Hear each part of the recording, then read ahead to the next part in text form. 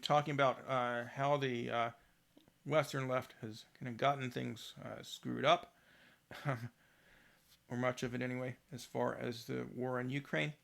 Um, I'm still on the email list for Solidarity. Probably won't be for very long since I'm openly, you know, calling them out. Um, but there was this thread on the Solidarity email list, which I'm on, titled "Background to Putin's War," where an article entitled "The Historical Background to Putin's Invasion of Ukraine" was highly recommended, um, and it was forwarded to the list by someone who titled it "The Historical Background to Putin's War Against Ukraine." Um, ignoring, of course, the you know, 8-year-long war by Ukrainian's own government against its own people in the East. So let's take a quick look at that article. Where is it?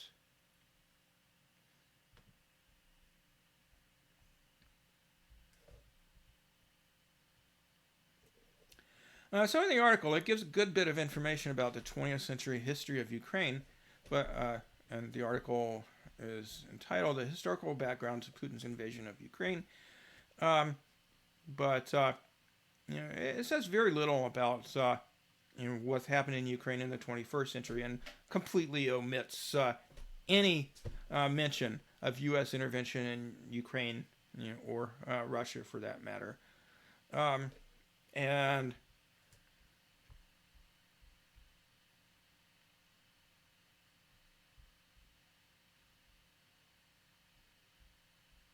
let's see. They claim that Vladimir Putin's agenda is to crush all expressions of democracy in Russia and inaugurate or support authoritarian regimes in the rest of the world, and rebuild the Russian Empire. Well, first of all, where is this Russian Empire? Like, what countries has Russia colonized or established neocolonial puppet regimes in? There's plenty of countries where the U.S. has taken control of governments and installed puppets, but I can't think of any in that Russia has done that too. Um, as far as crushing all expressions of democracy in Russia, I mean, you know, the second leading political party in the Russian parliament, the Duma, is the Communist Party.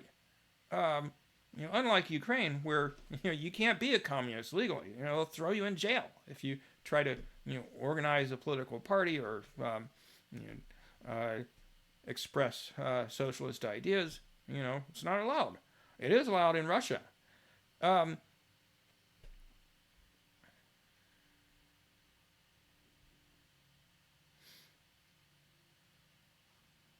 and they basically uncritically claim that um, that Russia invaded Ukraine in 2014 and began a war. They claim that the Maidan Revolution was an anti-criminal revolution that overthrew a thieving president. Well, actually, they're quoting a Russian opposition leader as saying that. You don't mention anything about who the opposition was that overthrew the president, who granted was corrupt, but the reason he was overthrown was not that, because the people who overthrew him were perhaps even more corrupt, as well as being far right and pro-West. And they go on to characterize the annexation of Crimea by Russia in 2014 as part of Russia's assault on democracy. And they don't mention anything about how the Ukrainian government has been literally just nonstop attacking civilians, as well as the militias in eastern Ukraine, ever since 2014. They characterized it as Russia's war on eastern Ukraine and an assault on democracy. And the fact, which is very well documented and even acknowledged by Western sources, that the 2014 coup was led by far-right nationalist fascist forces, and that there was a policy to discriminate against Russian language and culture, that there were daily military attacks on the Donbass, and that neo-Nazism was a major influence on the government. They just say in this article, appearing in a socialist publication, New Politics, this is all just Putin's propaganda, they claim. And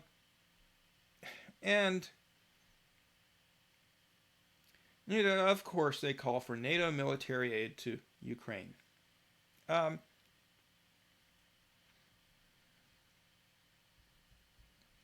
Which is why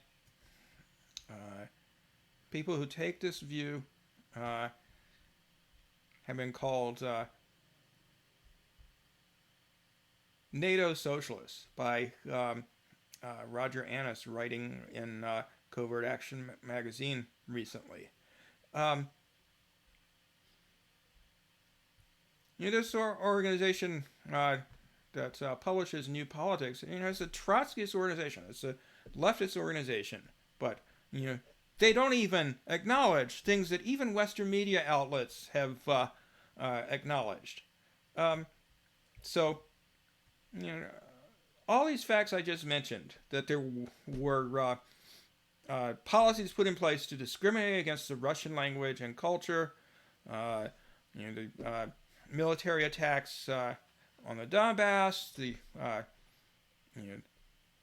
power of the far right, the neo-Nazis in Ukraine. These have all been acknowledged by Western sources. Like, you can find it in Wikipedia, you can find it in the New York Times. At least prior to February 24th, 2022, all of this has been investigated and confirmed by Western journalists. And here's a supposed socialist publication, saying this is just Putin propaganda, Russian propaganda. And of course, they call for NATO military aid to Ukraine. So, that's why this fellow who wrote this article calls them NATO Socialists. Well, who else is a NATO Socialist? Howie Hawkins. Now,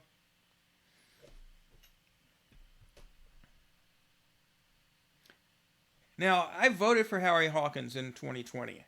There are aspects of his politics that I really like, such as staunch support for a real socialist Green New Deal. He's, in fact, one of the co-authors of the original Green New Deal published by the Green Party in, I think it was 2008. He has a very strong stance on labor rights, very strong stance on racial issues.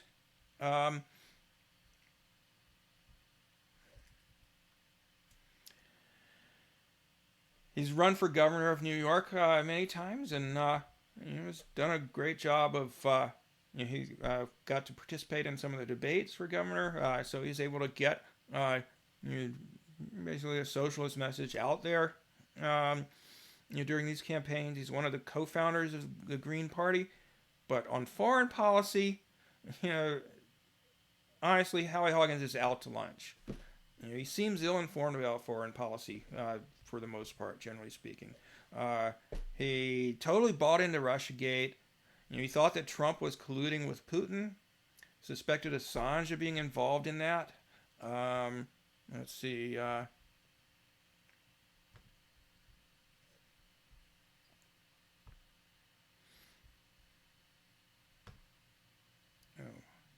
why can't I go to it?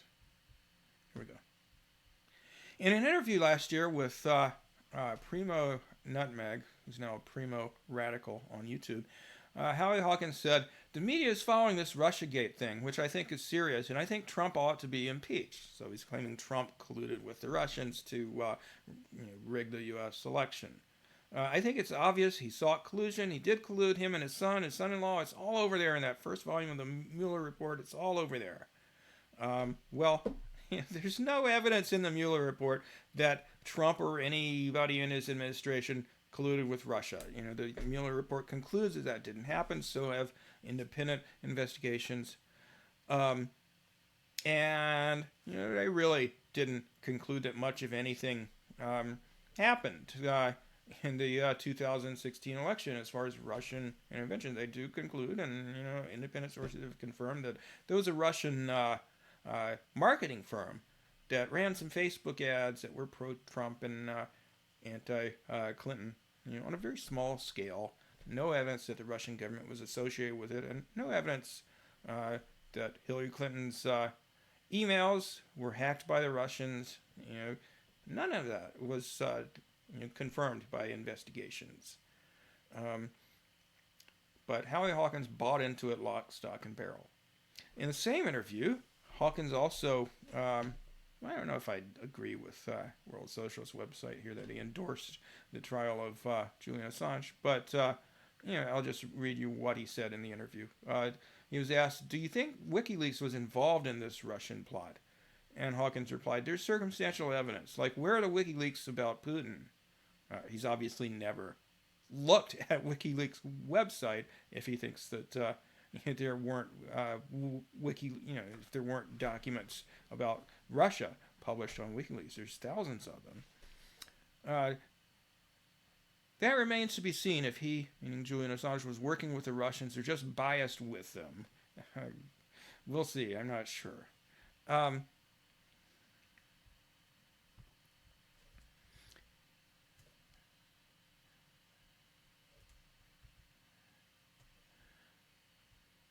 As far as what Howie said about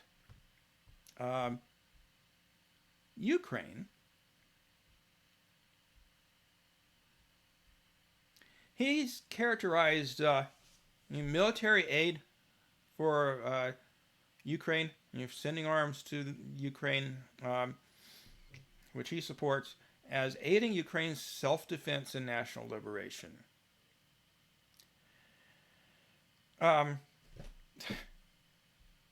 And there's lots of other leftists who take a similar or the same position.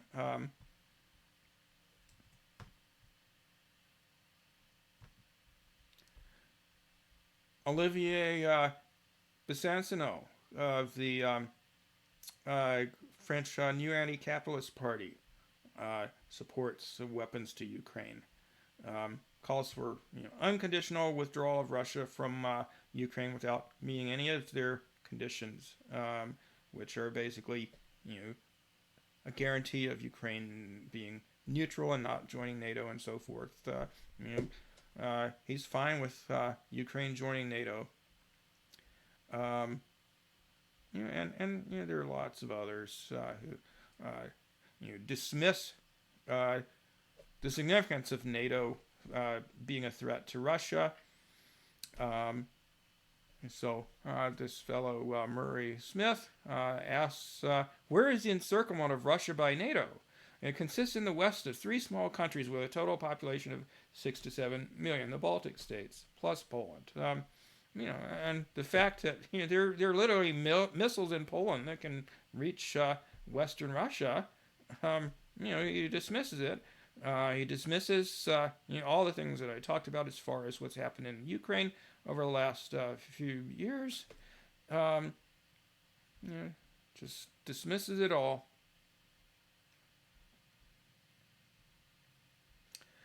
Socialist alternative, similarly, described the 2014 coup in Ukraine as a mass protest rather than the violent event that it was. It continued to be violent for the next 8 years. The coup government has continued that violence. And just ignore the U.S. role in it. So anyway, Um,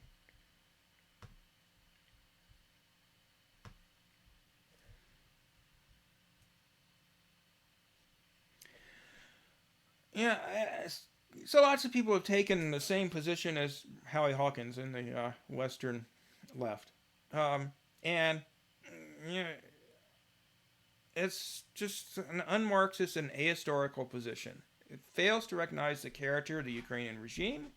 It treats Ukraine as a singular entity, where all Ukrainians have the same views and interests, uh, rather than a nation where their policy, neoliberalism and repression, basically, is how you could characterize Ukrainian government policies since 2014.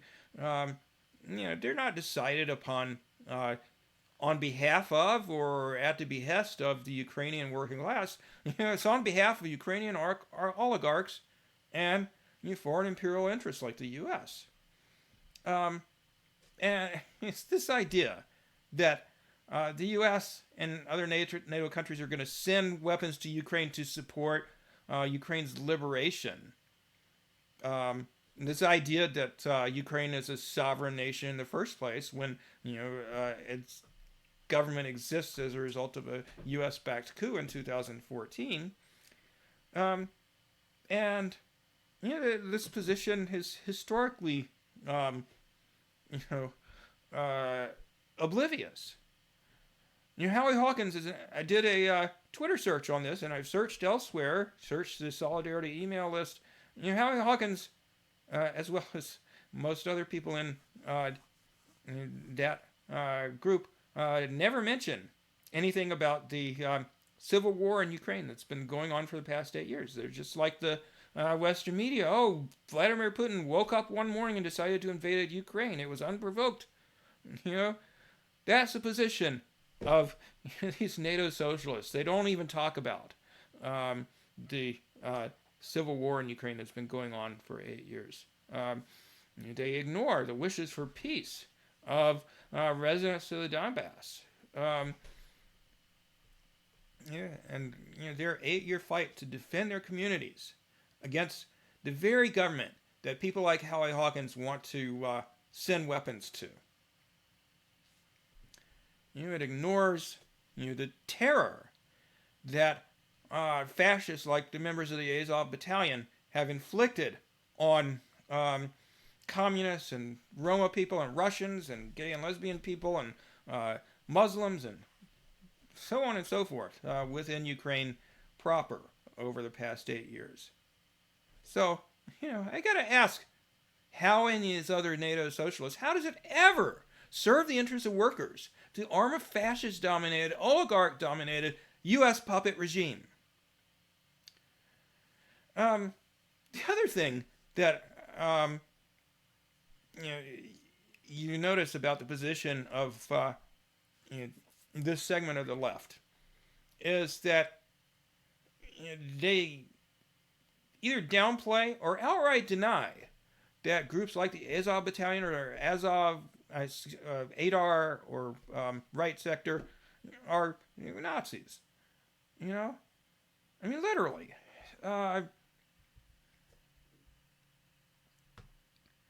This was an email that appeared on the Solidarity discussion list. I know I'm going to get kicked off now because I'm revealing a email on a private list, but I don't give a fuck. These people piss me off. A member of Solidarity says, informed background and commentary on current identity / role of Azov Battalion by Anton Chekhov, a Ukrainian expert on the radical and fascist right. So I watched this video that he links, and basically this guy completely denies that Azov is fascist. He says that's Russian propaganda. That's ridiculous. That's absolutely ridiculous.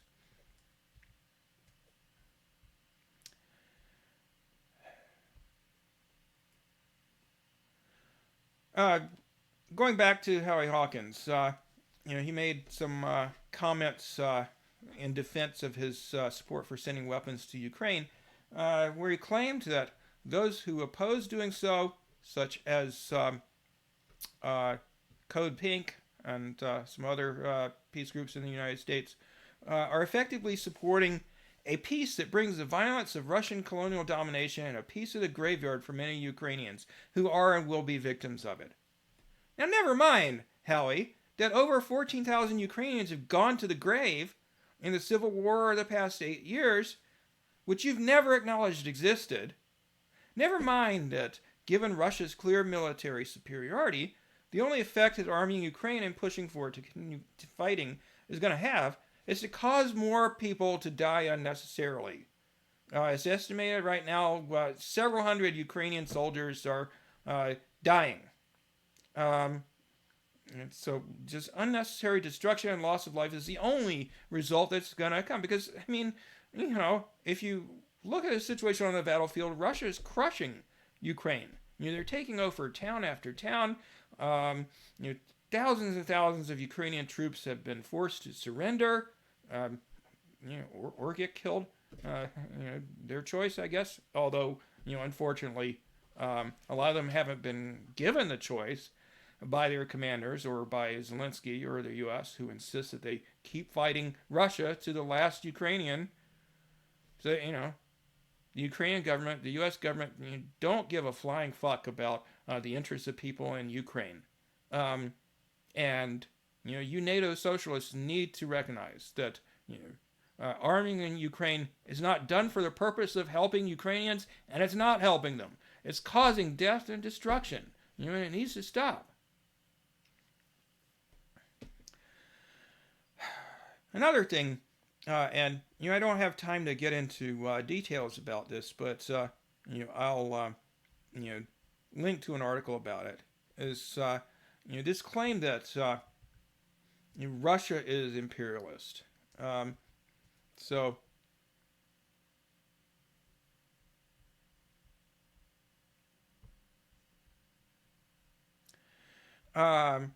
Just real quickly, you know, I'll put a link to this in the video description, but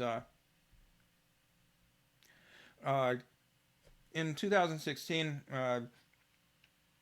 in a Canadian socialist publication, Renfrey Clark and Roger Annis wrote an article, you know, exploring in detail, you know, the question of whether Russia was imperialist, and you know, they say, you know, it's a myth, because you know, according to Lenin's you know, Imperialism, the Highest Stage of Capitalism, published in 1916.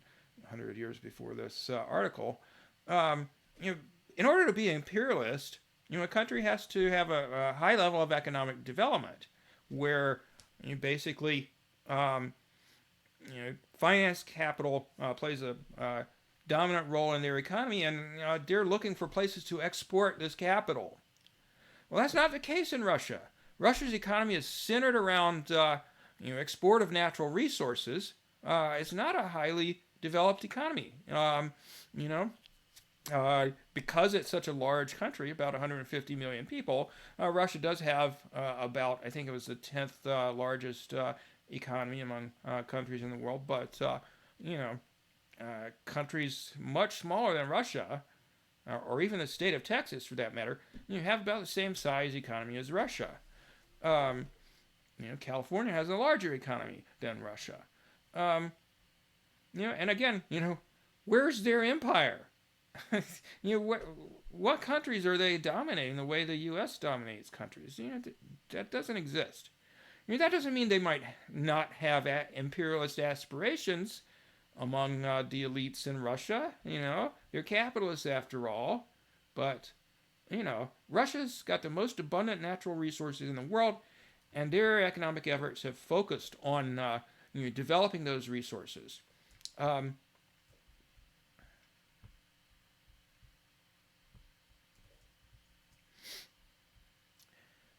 It shouldn't matter, though, to our position of opposing our government arming Ukraine, whether Russia is an imperialist country. You remember World War II. The Allied forces, invaded Germany, invaded Italy, invaded Japan. Um, you know, Nobody proposed sending arms to Italy to forestall the 1943 Allied invasion and support its alleged self-defense and national liberation. That would have been a silly position to take. And it's equally silly for these NATO socialists to claim that arming the Ukrainian government is liberating anybody. In fact, it's a means of continuing to deny the people of Ukraine, particularly people in the Donbass who voted in overwhelming numbers 8 years ago for autonomy from the far-right dominated central government. It's denying them their right to self-determination to keep arming the people who have been shelling them for 8 years. It's denying them the right to go about their daily lives in peace.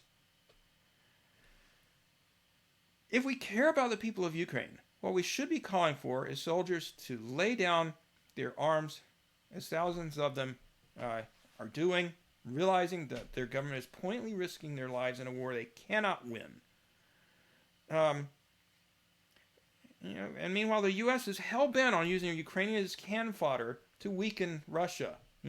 Lloyd Austin, the defense secretary, literally admitted that the objective of the Ukraine war was to the U.S. proxy war in Ukraine, fought with the Soviet Union, was to weaken Russia. I mean, not the Soviet Union, Russia, sorry. They obviously don't give a damn about the Ukrainian people. And Ukrainians are increasingly recognizing it and are not happy about it. And we shouldn't be either. We should definitely not be calling for arms to Ukraine. So I go back to the reason why I joined socialist group Solidarity in the first place, which I no longer belong to. In their founding statement, they say, contrary to ideologues of liberalism and even to some who call themselves part of the left, we do not distinguish progressive versus reactionary forms of U.S. intervention. The American ruling class has no progressive role to play anywhere in the world. And, other than that brief interlude in World War II, where despite committing an awful lot of war crimes, the U.S. did liberate some people from fascism,